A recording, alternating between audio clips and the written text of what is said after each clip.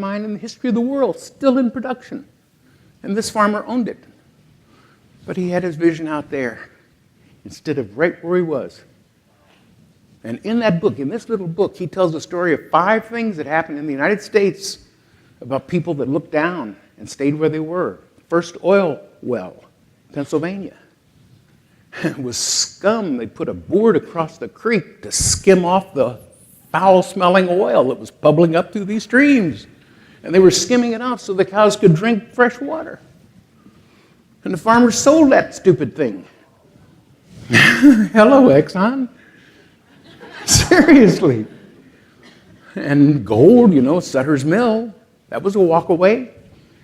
Engineer heard about it, went in there and looked a little bit differently than anybody else had looked at it, and found the largest gold mine in history. And he talks about this. Where you're standing, look down. So that was finally the title I chose for this morning, and now I want to get busy and share this information for you. Thank you, Scott, for calling this a transformational day, because it certainly is, I believe, for all of us. And Clayton, what you said about the, whatever they call it, recession, you're absolutely right. Jay Abraham, one of the great business pundits, once said, you got to sell your way out of trouble. Sell your way out of trouble. Amen, indeed. Thank you, Jay Abraham. So I got a couple of facts I want to give you. Number one is, you call it follow-up failure, but I call it stay in touch. It's exactly the same thing. Great comedian of the 20s named Mae West had one of the best lines, and I'll bet you use it again and again. She said, out of sight is out of mind, and out of mind is out of money, honey. Is that ever true? Think how easy it is to slip off somebody's mind today. They're just bombarded by so much media, so much information, so much pressure. David Ogilvy, perhaps the greatest advertising mind in history, said repetition is the mother of top of mind. Listen to these little fancy words soaking into this infusion crew, realizing that's what they've done. They've taken the wisdom of the ages and focused on the marketplace that is desperate in need and is in fact the rejuvenating factor of our country, and provided a power tool to make it possible for all of us to have our dreams come true. God bless Infusion. I'm so proud of what you guys have done.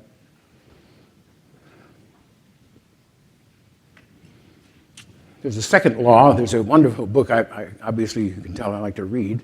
Anybody wants to give me one of those new Amazon jobs, I'll take it. There's a book called The 7 Laws of the Harvest. You'll hear me mention some of them. Many of us believe they came straight from Scripture, but they actually, most of them did not. They came from the Babylonian. When they first discovered that we could stop wandering and scavenging and grow a community and a life, it was nurturing. Feed the dirt, feed the plants, feed the animals, feed our lives, stay in one place. And in that writing, as these people, Babylonians, were the ones who created writing. And they were smart enough to write down what they call the 7 laws of the harvest. Law number 2 is you always harvest in a different season than you sow. Write that one down. There is no low-hanging fruit. You got to work for it. That's nature. That's God. That's what He taught us. It don't come easy. It don't come free. But we are smart enough to find the technology to do that. So I said 3 facts I want to cover today. Is the third one is that Infusionsoft truly is that cure. It truly is that dream come true for you and for me and certainly for the team that built this and the team that's growing this. To look at this group today. Imagine what this is going to be like in 2 years or 5 years from now. Because you have unleashed the energy, the massive energy of this country. You use transformation, and I truly do believe that this is a manifestation of transformation. Something that could never have been. Small business having the capability to go anywhere in the world with their ideas and their dreams. That's transformational stuff. You can't go back. Imagine what's going to come out of this. So that's what this is all about. This is all about the almost miracle that we are sitting in this room today, finally, with the technology and the computers to use and the internet, and then the incredible tools and technology of the web-based server. I mean, this is just astounding times. I mean, it seems like because it's come so slow to us that we may just sort of think that's the way life is. But this is one of those aha days, I think, for all of us. This era, this period, this year, this time. We're going to become very wealthy, all of us. You know this engine we live in. It's not going to lay down. We'll get it in gear. But now look at the tools this entrepreneurial group has got. You can go hand-to-hand combat with anybody and win with anybody. I want to leave you two pieces that I discovered in that research. Number one was what seems to be the biggest malady in entrepreneurial world and also in corporate America, and it's simply this. I had a chance to meet the most famous life insurance salesman in history years ago. His name was Ben Feldman, dead now, most successful life insurance salesman according to recorded history. New York Life sold the first $1 million life insurance policy, sold the first $1 billion life insurance policy to some sheikh. I met him in an airport, and I had a chance to interview him on tape, and sweet, gentle, very shy man. He spoke in front of $1 Million Roundtable, largest conference in insurance. And he was so shy that he required they put a sheet up and put a spotlight on him so he was only in silhouette. They could not see him. Talk about shy. And yet he was the most successful insurance salesman in history. And he lived in a town called East Holstein, Wisconsin. 2,700 people. I said, this guy must have had the richest farmers on the planet. Imagine. I asked him, I said, what's the day in the life of an insurance salesman like today? Those are the words. I'll never forget him. He just immediately said, it's the relentless pursuit of low-hanging fruit. How many of you resonate with that one? You wake up every day and going, that's my job. Low-hanging fruit. And I'm telling you, from everything I've read, there really is no low-hanging fruit. There's opportunities we stumble in on. No low-hanging fruit. And so the difference between sales and marketing, I believe, is that. Marketing is more on the order of cultivating and growing an orchard that will feed for generations. Low-hanging fruit is feeding the mouth now. That's the difference between sales and marketing. And in small business, in an entrepreneurial world, we've never had the ability to talk about cultivating orchards. We were so busy keeping the wolves away from the door that we didn't have time to build systems. Most of us didn't have the brains to build the technology, but it's here now. So just think about that. The difference between what we were and what we will never be again is that we now have the farming equipment to cultivate lifetime relationships with perhaps the most significant people that we're ever going to have in our lifetime. I want to give you also some interesting news about low-hanging fruit, and this also came from that Intel research project that was 12 years long, 1,800,000 air miles, and over 500 focus groups with CEOs. You can imagine how much fun it is to get CEOs, especially entrepreneurial CEOs, to sit still and tell you what color pink they like. But I started asking them. I said, we heard a few of you talking about doubling your money, doubling your sales. And we started asking some of these audiences of CEOs, how'd you do it? Where did the money come from? Where did the sales come from? Where did the revenue come from? And it was astounding. I want to give you all 4 of them because they said there were 4 things that enriched them, that made them wealthy. Notice not one of these are strangers. We know them.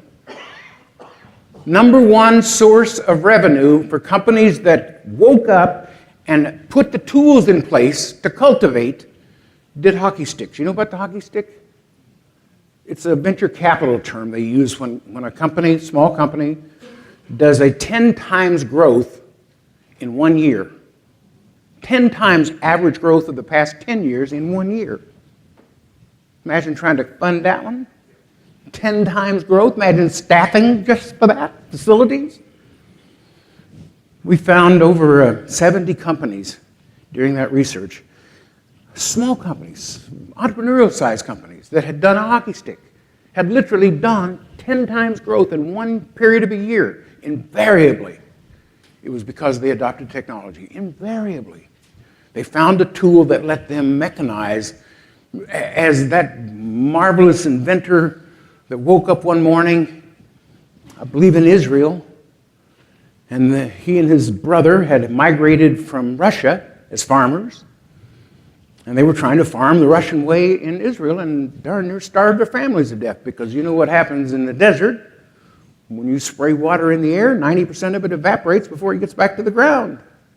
And they were running out of water, and he said one day he woke up, 1955, he woke up in the morning and screamed at his brother, and he said, I got it. And he said, what? And he said, we're using hoses wrong. He said, what do you mean wrong? And he said, we're spraying this stuff up and throwing it all over the place. He said, why don't we bury the stupid hose and punch a hole in the hose where the plant goes? Now all we got to do is just drip the roots.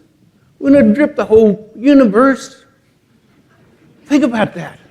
And bingo. It's like one of those experiences that you have, like the folks that figured out infusion must have had. So then I started asking, so what category? Where did you start going internally, going down deep rather than going out and wide and fast?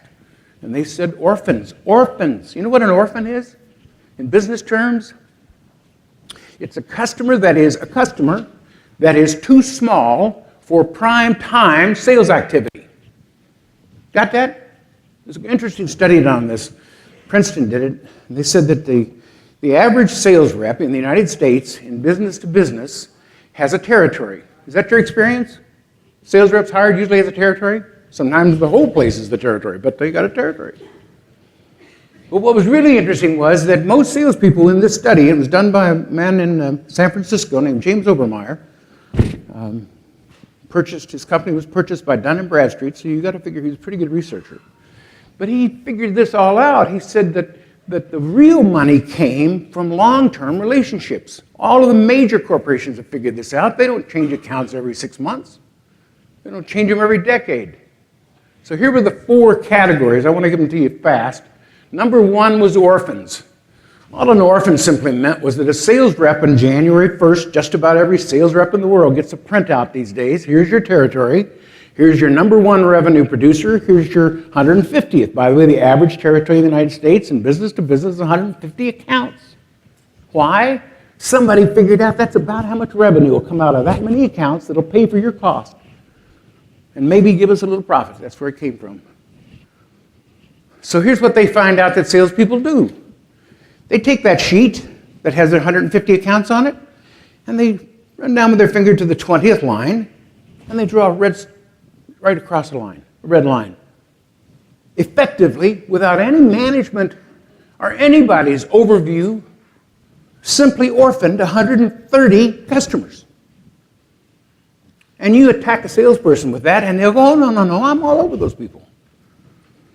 Right. Show me your call list. I'll show you where they work. They work that top 20.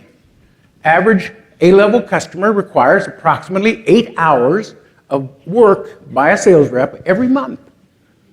That doesn't mean they each get a day, but it means about 8 hours of work for each A-level count. How many days you got with 8 hours in them? That's where your 20 comes from, and that means that all those others down there, because we had no infusion, orphaned. So all they did was figure out long before this stuff came along, long before the frequent flyer program came along, they figured it out. They went out and hired some brilliant programmer and said, figure out a way to do what the airlines did for us. This is not a new concept. Everybody's dreamed of it. Many of you have benefited gloriously from it. So all they did was just simply put a new game in place. Because we're going to be in touch. But more than just bombarding them with message after message after message, we're going to send the right messages to the right people at the right time, all the time, in the right media. you know, going to do this. Talk about positive. So imagine what happens now when you increase the sales activity, the marketing activity on 90 new customers.